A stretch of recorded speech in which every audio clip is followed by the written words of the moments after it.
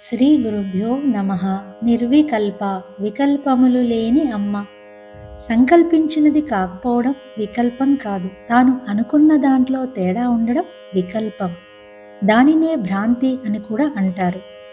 ఉన్నది లేనట్లుగా, లేనిది ఉన్నట్లుగా, మంచి చెడుగా, చెడు మంచిగా అనిపించడమే వికల్పం. అమ్మ విజ్ఞాన ఘనరూపిణి. సకలము తానైనప్పుడు చూసేవాడు, చూడబడేది, చూపు అనే భేదం ఉండదు. మూడూ తానే అయి ఉన్న అనంతమైన కన్ను తాను. ఆ కన్నుకు చూడ్డానికి అన్యం లేదు. భగవాన్ను ఒకరు ఉత్తర భారతానికి ఆహ్వానించినప్పుడు చోటేది అన్నాడు ఆ విశ్వాత్ముడు. వికల్ప బుద్ధి ఉన్నంత వరకు మోక్షం ఒక లక్ష్యం. నిర్వికల్పంలో మోక్షం కూడా ఒక వికల్పమే. భగవాన్ అన్నారు, నిర్వికల్పం అనేది కొత్తగా పొందేది కాదు, వికల్పం పోయినప్పుడే అది మిగులుతుంది. కలిగేది తొలగేది అసత్యం, మిగిలేది సత్యం. సవికల్ప సమాధి, నిర్వికల్ప సమాధి. సవికల్ప సమాధి అంటే రూపధ్యానం, రూపంతో తాదాత్మత. అమ్మ రూపంతో బుద్ధి ఏకాగ్రంగా కలిసి ఉంటే అదే సవికల్ప సమాధి. సవికల్ప సమాధిలో నేను ధ్యానం చేస్తున్నాను అనే సూక్ష్మ భావన మిగిలి ఉంటుంది. నిర్వికల్ప సమాధి అంటే బుద్ధి అమ్మ రూపంలో లీనమైపోయి అమ్మ ఒక్కటే మిగిలి ఉండడం. అది ఊహకు అందని దివ్యానుభవం. ఎటువంటి భ్రాంతికి చోటు లేని స్థితి అది.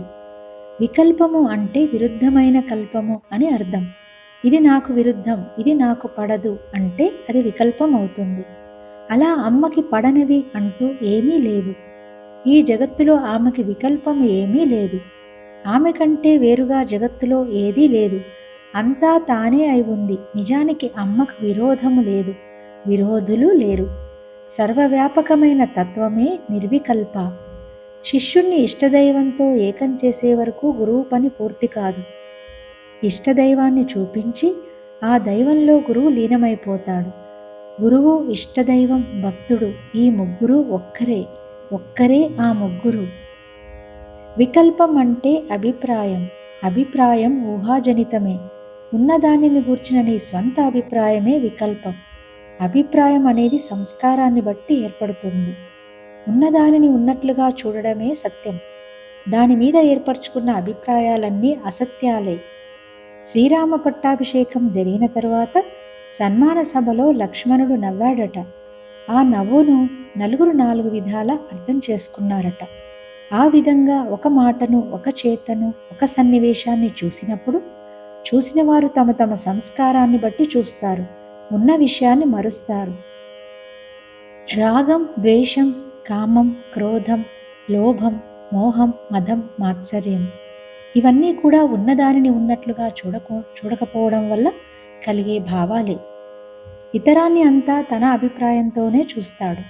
ద్రౌపదీదేవిపై దుర్యోధనునికి కలిగిన అభిప్రాయమే మహాభారత యుద్ధానికి దారితీసింది. అర్జునుని చూసినప్పుడల్లా కర్ణుడు అసూయతో చూడడం వల్ల ద్వేషం గట్టిపడి తన నాశనానికి తోడయింది. అలాగే శకుని పగ, ధృతరాష్ట్రుని మమకారం ఇలా సంస్కారవశమై ఉన్నది ఉన్నట్టు చూడలేక సృష్టి యందు ప్రతి సృష్టి చేసుకుని చూస్తున్నారు. ఇది మిథ్య, ఇది వికల్పం. ప్రతి వ్యక్తి ప్రపంచాన్ని తన సంస్కారాన్ని బట్టి చూస్తాడు కనుకనే అతడు చూచే జగత్తును మిథ్య అన్నారు. అంతేకాని జగత్తు మిథ్య అనడం తప్పు. సృష్టి సత్యరూపమే, దానిని గురించిన తన అభిప్రాయాలు అసత్యం. ఇట్టి అసత్య భావన లేనిది కాబట్టి అమ్మ నిర్వికల్ప.